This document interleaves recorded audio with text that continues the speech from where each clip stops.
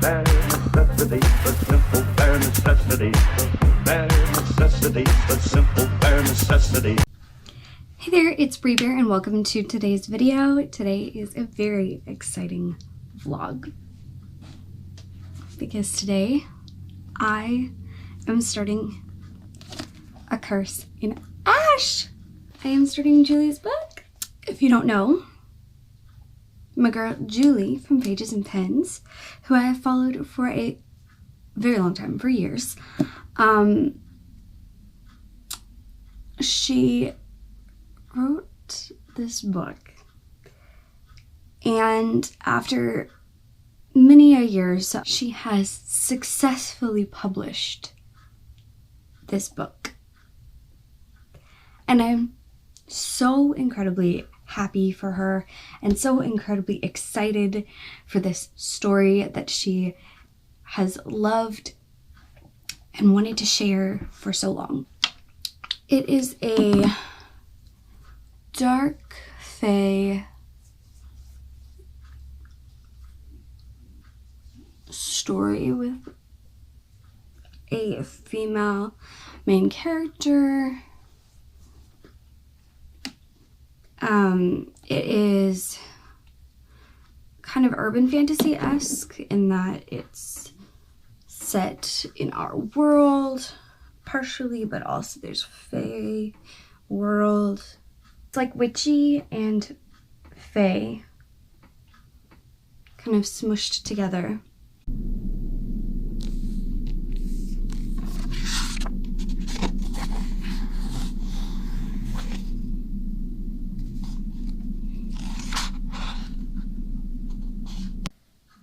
Okay, I'm really enjoying the book.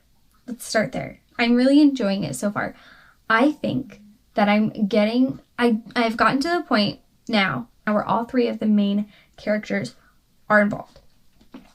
So Ashlyn, then we have Riordan, we have Brynock. And I literally had to stop right after Brynock came in the scene. So I'm really at the point where I think things are about to hit the fan a little bit, and it's going to get more intense and more interesting, and a little bit more angst is about to unfold, I feel. Really want to know what's going to happen, and I want to see how the magic continues to unfold because I'm enjoying this crossover so much. The crossover of witchy and fae,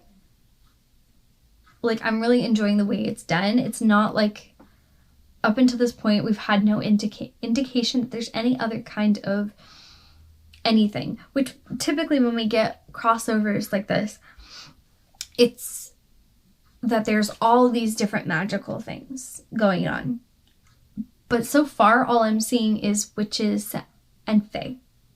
I think it's just very narrowed, and I'm enjoying that because a lot of times we don't get a super narrow view with multiple types, but a select view. Did that make any sense? A selection of different magical beings rather than being either only one or all. It's always all or one, but this is some, and I like some. I'm enjoying some. So I'm looking forward to reading more some. Currently on page 102. I have been going and checking my P.O. box every day because I thought I put my P.O. box, but I didn't. Apparently, I put my home address. I'm very confused. I'm very confused. But I have a black envelope in my hand without a return address on it.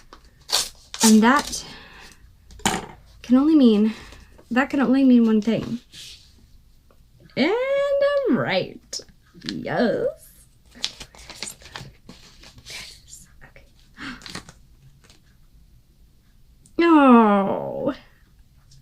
How sweet.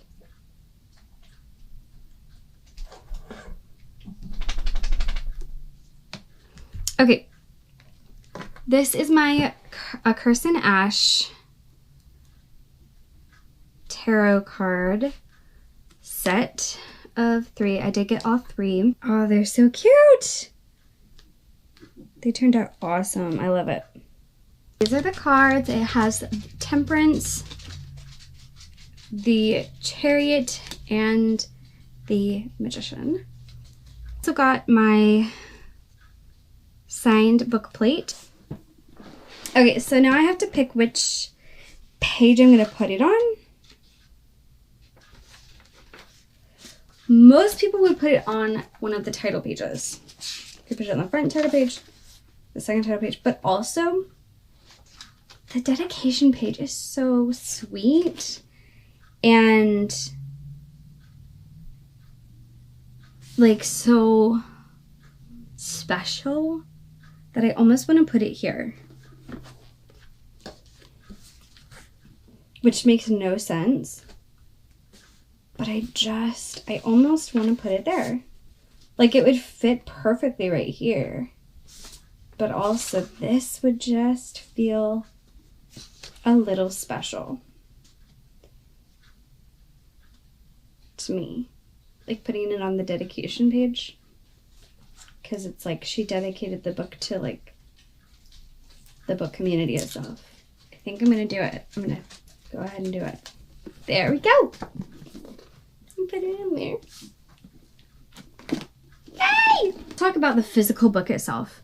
First, the pages are a glorious thickness that I'm obsessed with. The ink that I use isn't feathering at all. The pens that I use currently in my books are the Sharpie gel, the Sharpie S gel in the 0.5.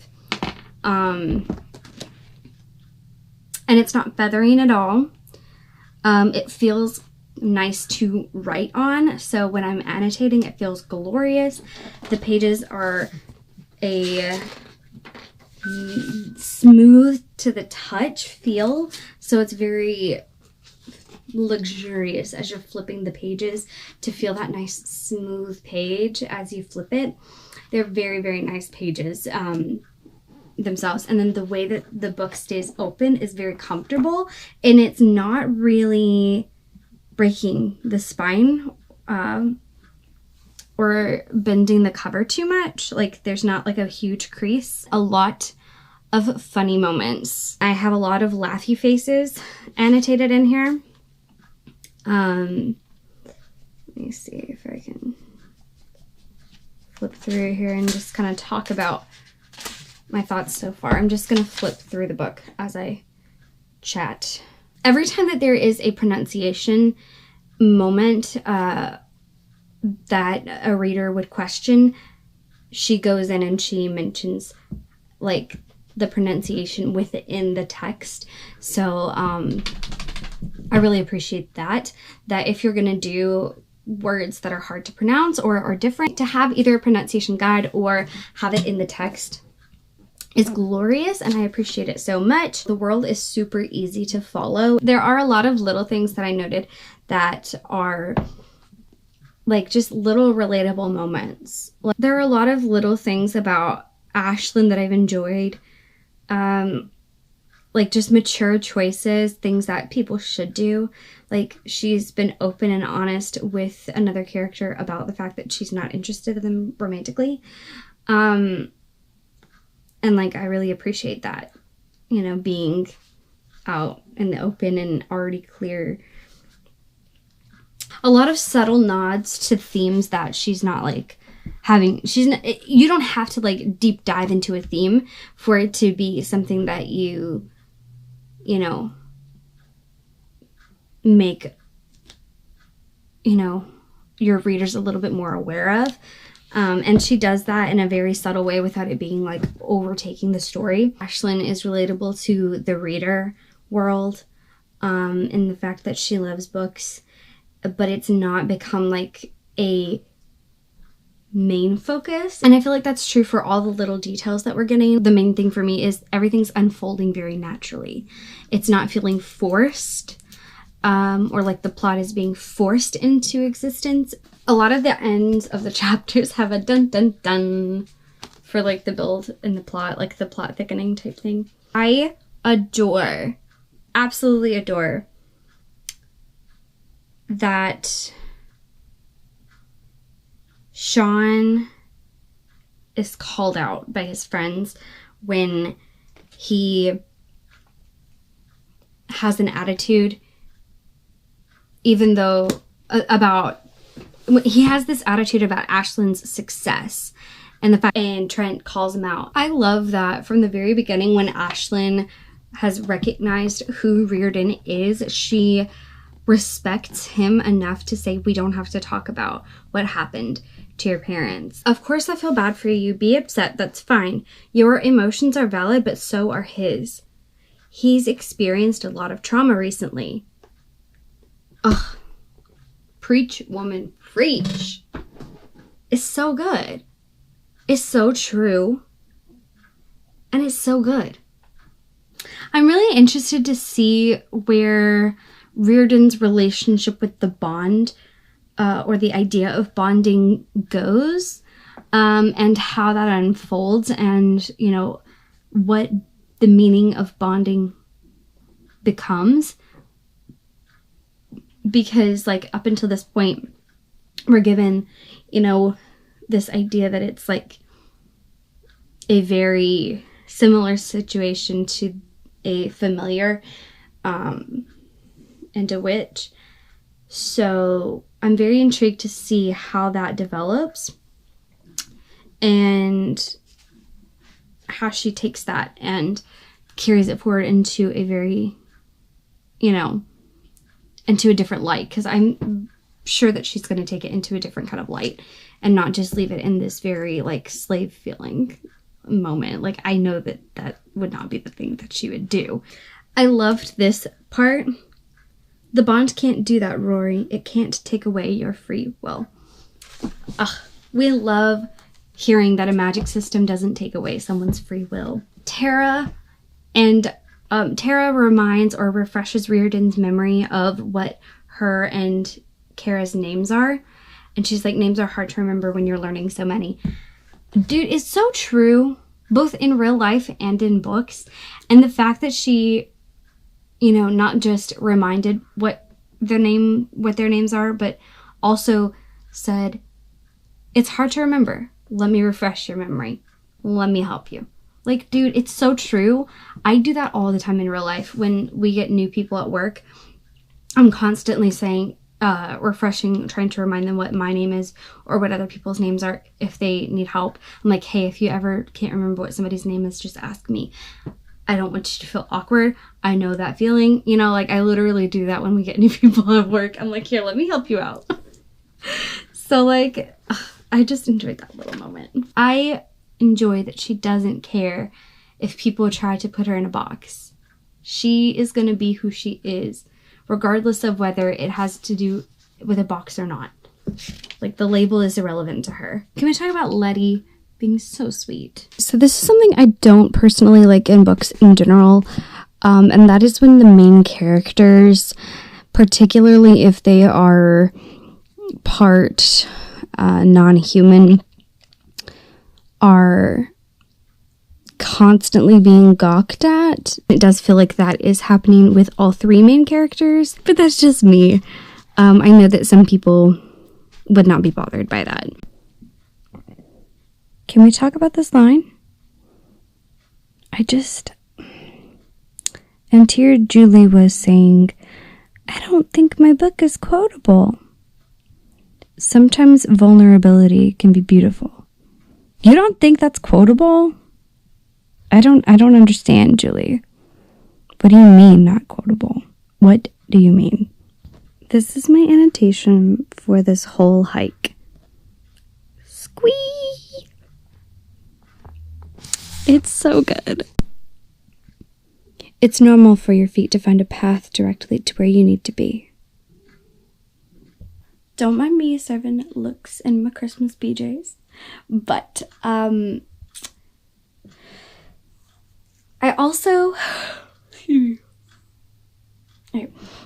wanted to point out that this is the second time that in Ashlyn's head, or per her POV, we're seeing her recognize Reardon's situation. And I just really appreciate that, because a lot of times we as people get so focused on our own situation and we forget to think about what another person might be considering at the moment, going through at the moment, or what their current situation is. Oh my.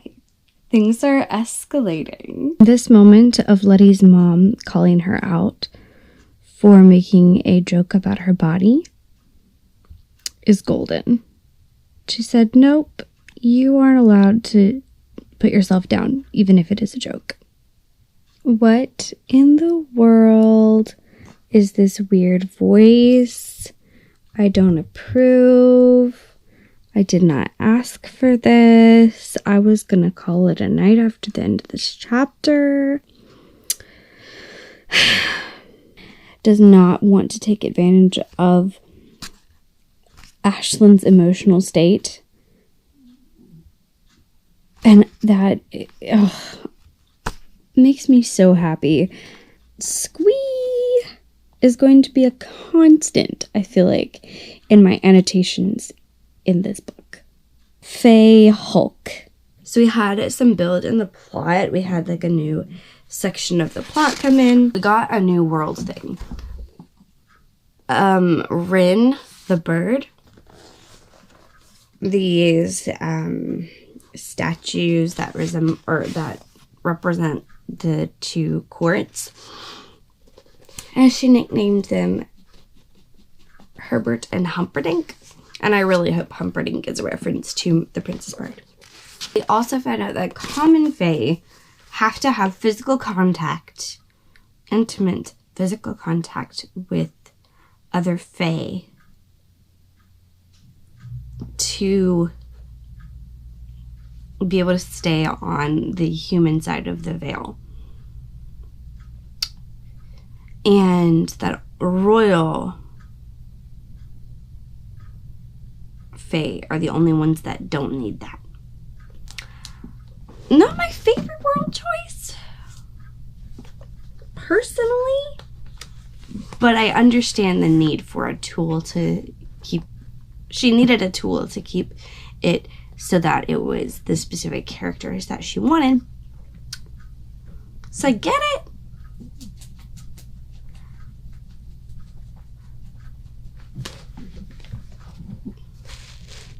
But I don't love it.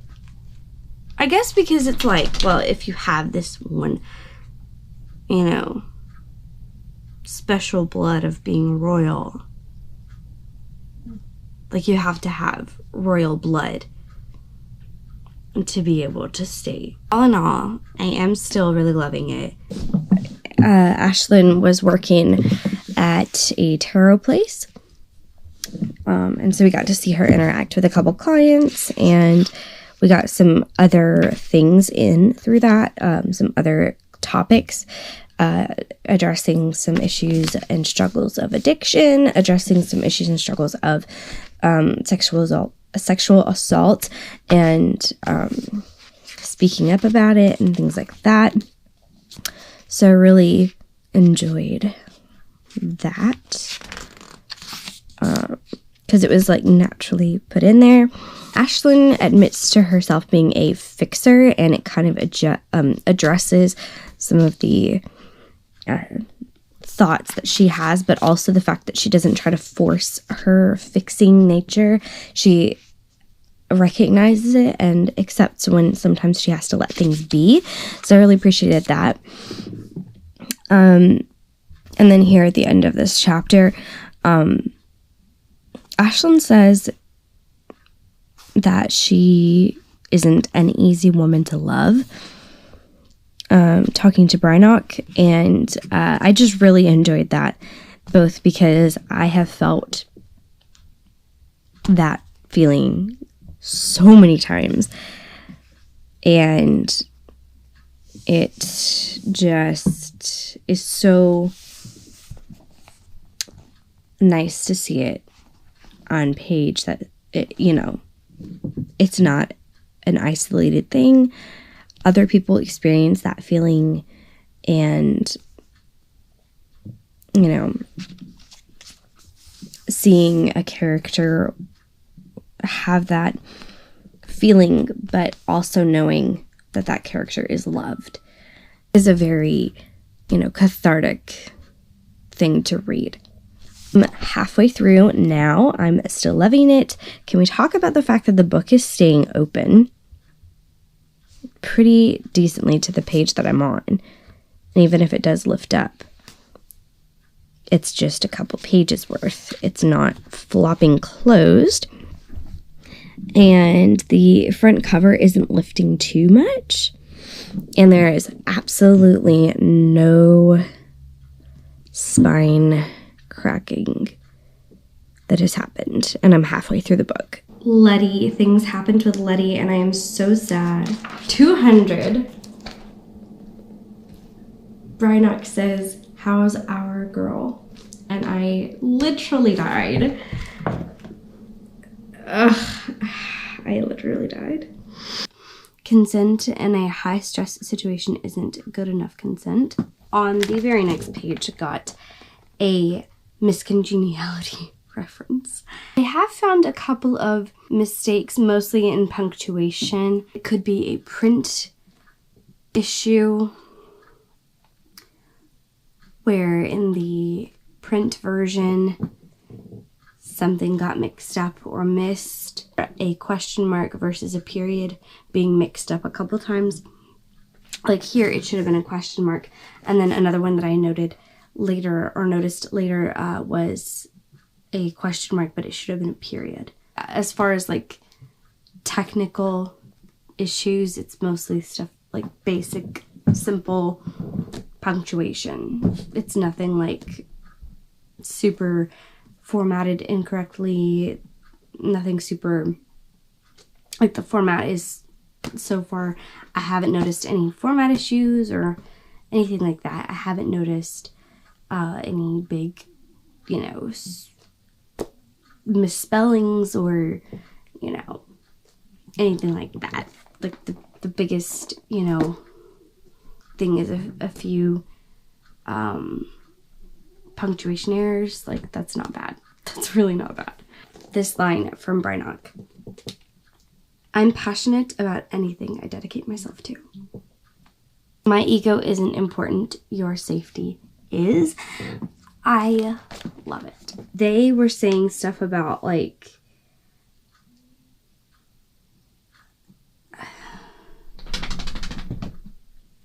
some people, we're afraid that Dorche has somehow teamed up with the Fae. So why would they have had Fae on the project or have Fae involved in figuring it out if they believe that Fae might have caused this issue or been involved in creating it? And I say that because it's just a contradiction to me that, on page 214 or 215,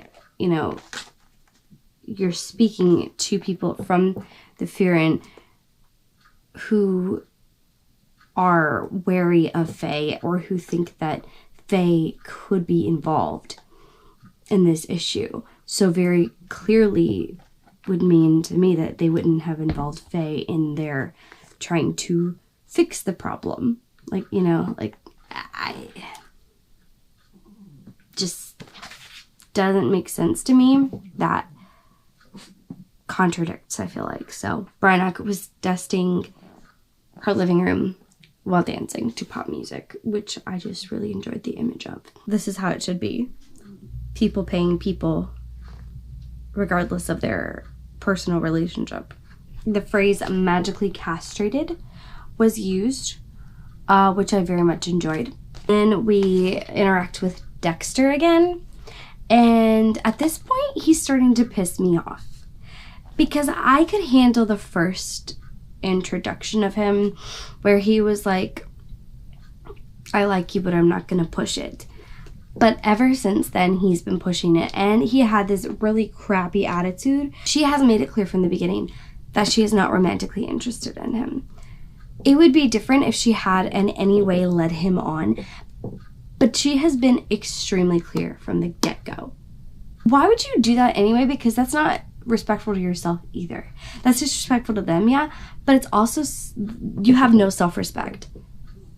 You should want somebody who already wants you, not want to make somebody want you. That doesn't make sense. I don't. But just what he said and the way that he, also a lot of descriptive discussion on a couple of injuries. And, whoa, man.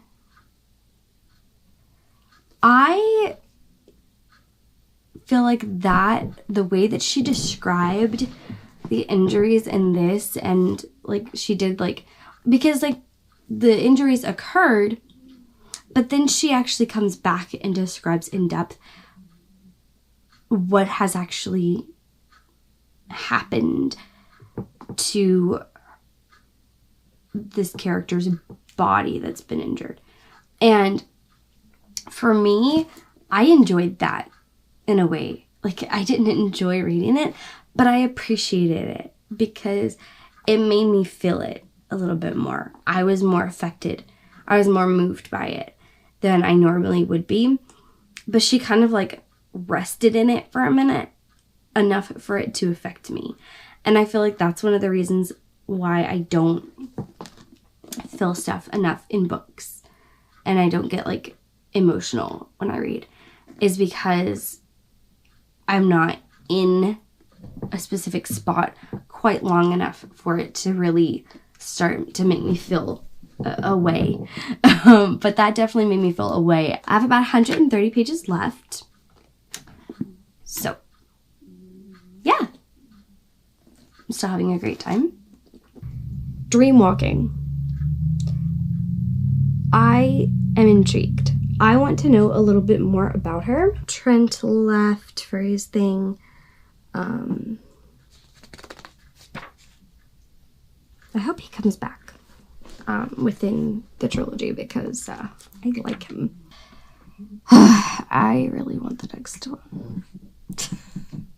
Thank you for seeing my darkness and doing your best to bring me back into the light. What would I do without you? But if we... the ceremony...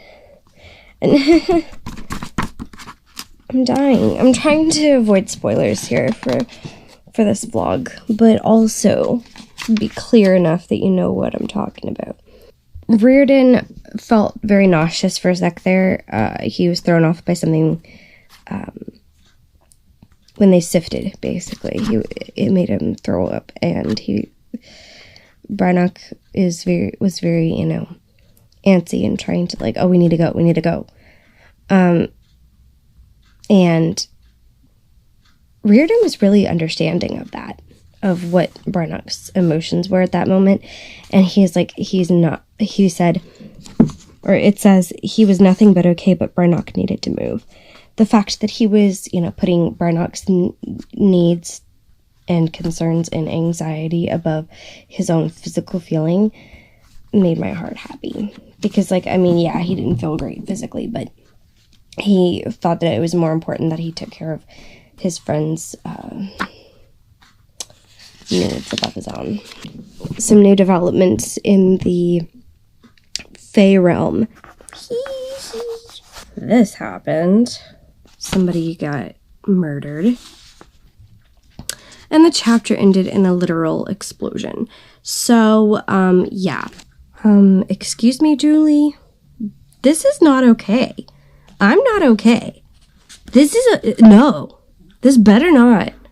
No. Julie. Stop. No. Oh my God. Don't you remember? No. Don't you remember? No. Don't you remember? No, that's all I have to say. That's the only thing I can tell you without spoiling. But oh my gosh, stop. Julie! Ugh. As he let out a breath, he very much knew he was holding. I cannot. Too good. We just attacked some people in a shack. This page. This face. This feeling. That is all you need to know.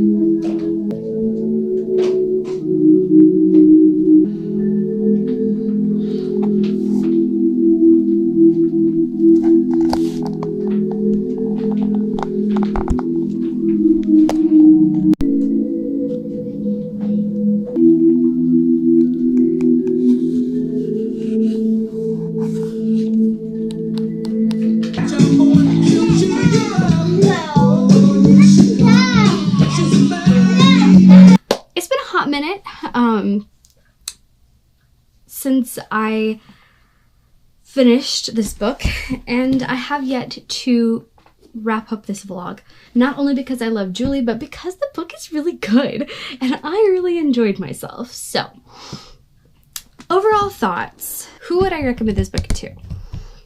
I would recommend this book to people who are really in the mood for a romance, but also like fantasy and magic, who like high stakes. If you like a easy to follow magic system, I would recommend this to people who like a magic system that has the potential to expand. If you are a character-based reader, then this definitely is a good choice for you. Now, if you like plot, this does have a great plot as well. So overall, I really enjoyed the characters a lot. These are characters that you can definitely fall in love with very easily. You definitely want to root for them from the beginning. But as you know, fall deeper into the story, you really just want them to have happiness and success, and I could not be more excited to dive back into these characters' lives and to see what happens next. I really enjoyed it. I love the relationships and the characters. They're precious. They're lovable. They're not perfect, and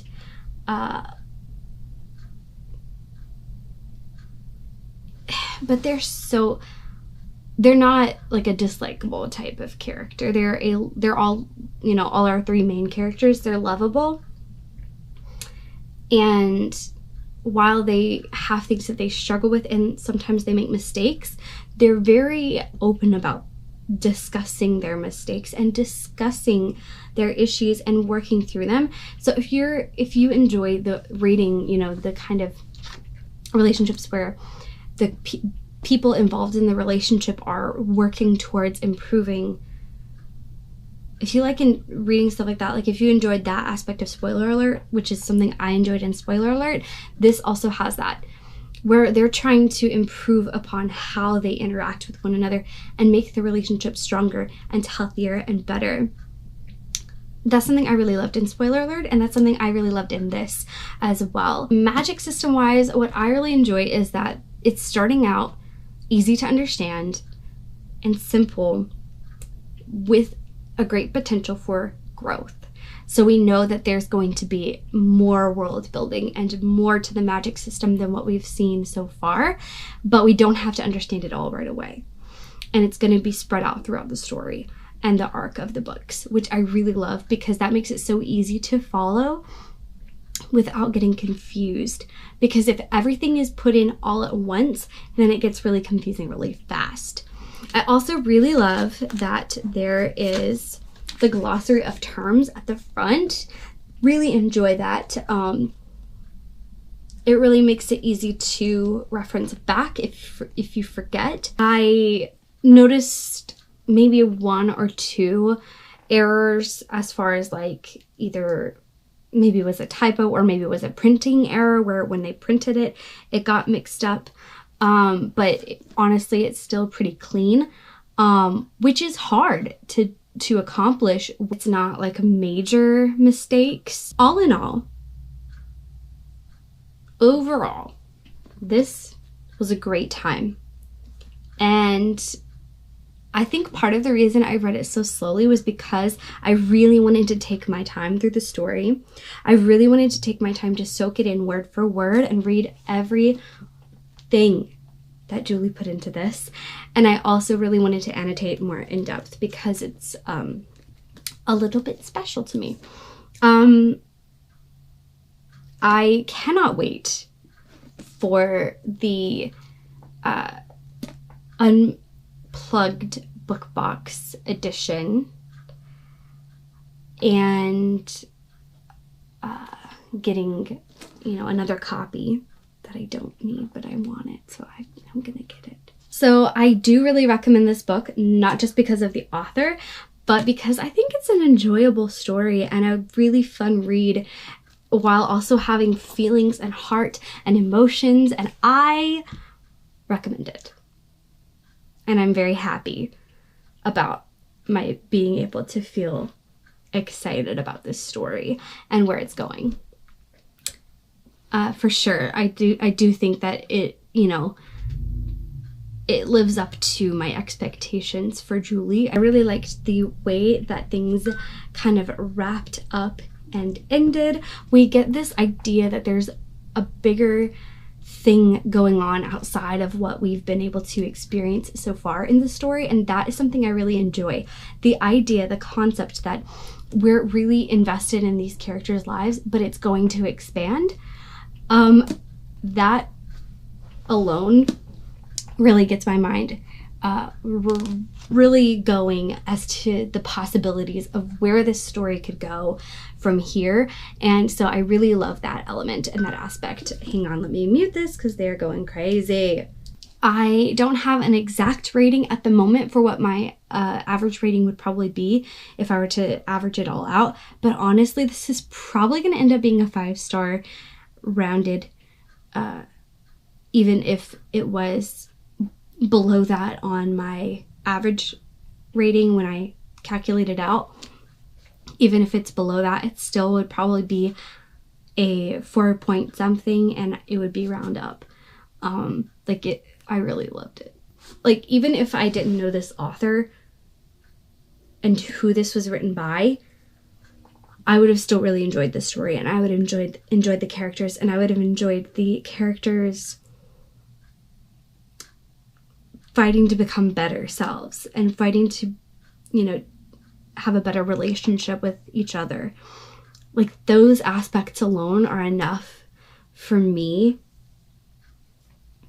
But add the possibility of the magic system in the world expanding even more, and you've got a 5-star book for me. Like, those elements combined, yeah, this is probably going to be a 5.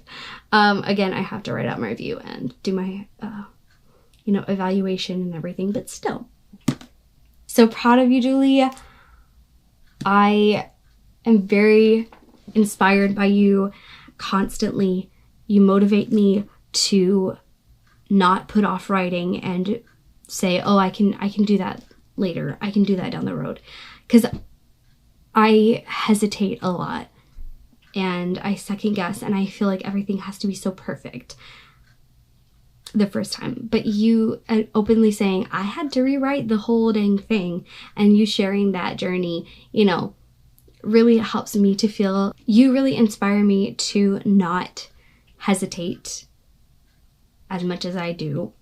And you encourage me constantly with that I don't need to hesitate, that I need to do the thing. Just do the thing, and you can go and rewrite it if you have to.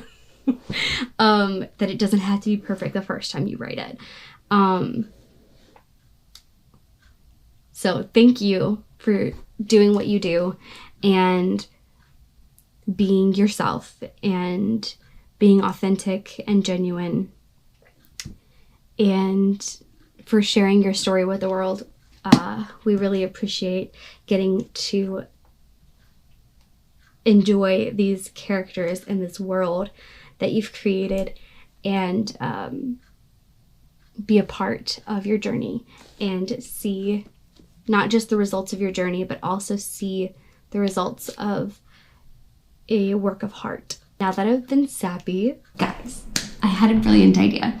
So I haven't posted my A Curse in Ash vlog yet, I don't think. Honestly, everything's blurring together at this point. I don't think I've edited it yet. No. So, A Curse in Ash vlog additions will be added now.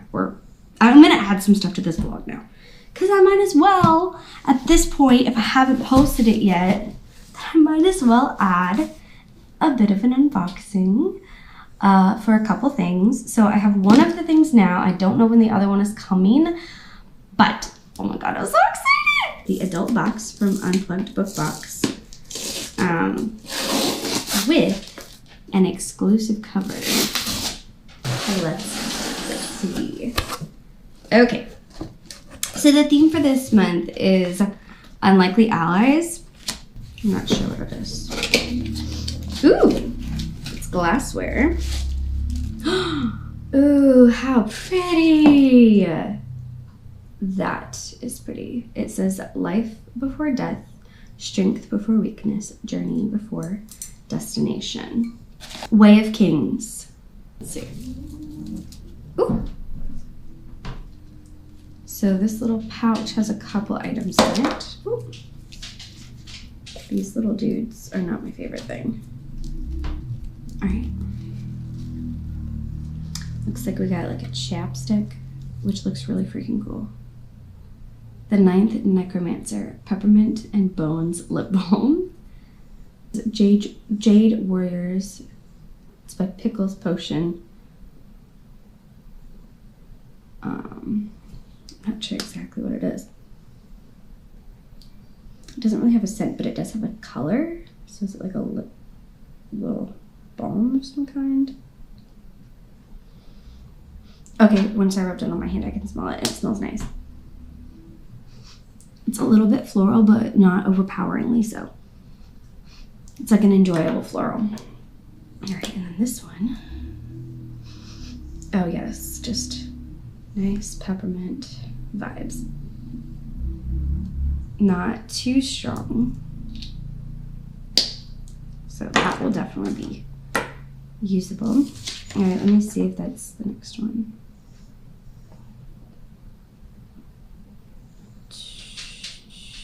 Jade City Lip Tint. So it's from Jade City. And Gideon the Ninth Lip Balm. Ooh, what's this? Oh my gosh, that's cute! Oh my god, it has fountain pens and books. It has like a pressed rose in one of these books. Ooh, the material is nice and like slick. Oh my, I am a fan.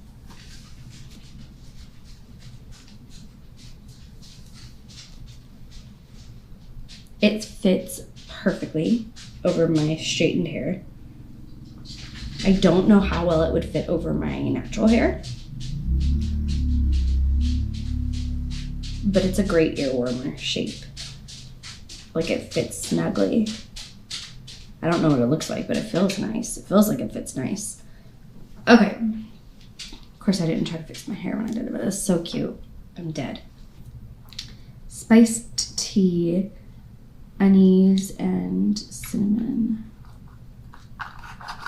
Warm it up a little because it's freezing out. Oh! What? So there's these little dudes, these little anise dudes that have popped off a little bit. So I think it was all, the anise basically broke apart. That was on the top there. Oh, It's falling out now.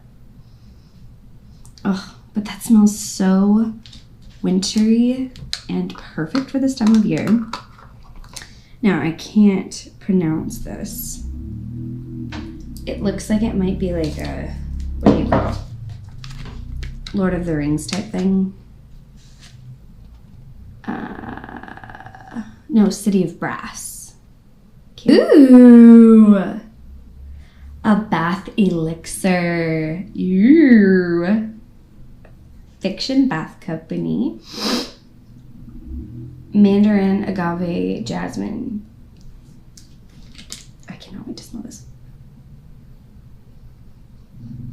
Oh, that is glorious. It smells like a fruity beverage. I am a fan. Book plate. A Curse in Ash. The Lover's Card. Which, this is actually matte. And the others are not matte. Which is interesting. But at least it is one of the ones that we don't have, because the Lover's Card is the one that is on the cover. All right, okay. All right, we have an author's letter. Okay.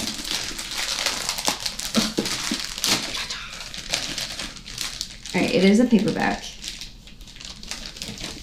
It feels like the same kind of texture that the original cover has. Like that same like soft matte. Okay, I'm gonna pull it out. Oh, okay. Just seeing the corner of it. It has the similar design to it with the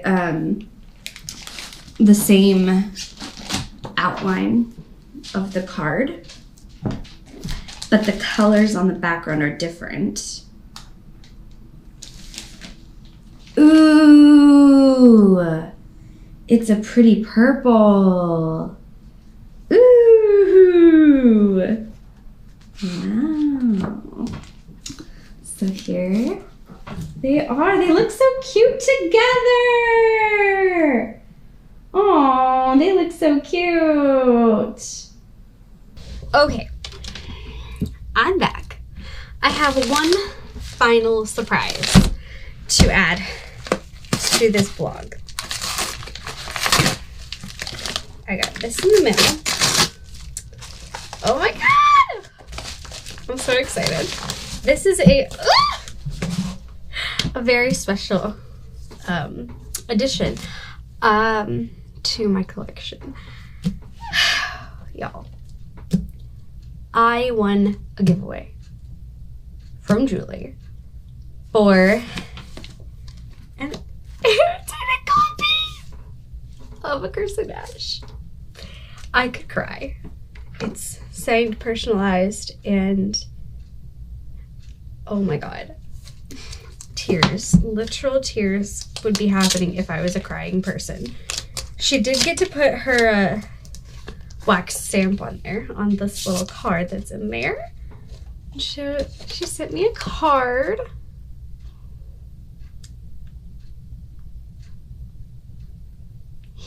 Oh, my heart. This makes me so happy. You guys, I am so happy to have this. I used to never win giveaways and stuff like that for things, and then in the past couple of years I've just won them for some reason. But this is probably one of the happiest things that I could own in any giveaway ever. Like, this is one of the best things that I could have ever received. An annotated copy of a book from the author who I happen to have really, been inspired by and motivated by constantly, and very much appreciate all that she does for the writing community, and oh, I'm so excited. I'm just gonna kind of flip through and take a peek at it. All right, so she signed and annotated the front. Oh, Julie. I loved your mother most when I was mad at her. She got sassy and I saw myself in her the most. I was proud of her fire even if it pissed me off. She annotated that and she put a little heart and said sisters, and I totally relate as a sister.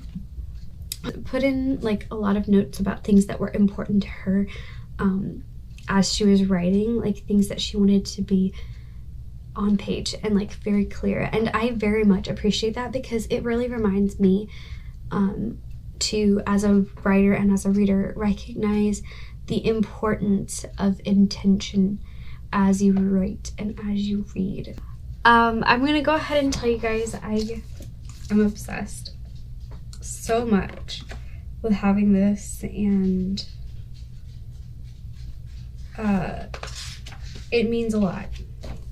So I just want to say thank you to Julie for even doing this giveaway, and I will treasure this book being a part of my now 3-book collection of A Curse in Ash. My original copy annotated by me, my special cover edition from Unplugged, and my 3rd copy annotated by you. Thank you so much. This is such an appreciated piece to have and to treasure and to appreciate and enjoy always. Thank you. So that should conclude everything for this video. So let's jump to the outro that I did before. Thank you guys so much for watching. I hope you have a great rest of your day or night. Whatever time it is for you, make sure you hit the subscribe button and the notification bell down below so that you'll be notified every time I post a new video. I'll see you guys very soon with another video. Peace out, Bear Scouts. Look for the bare necessities, forget about your worries and your stress.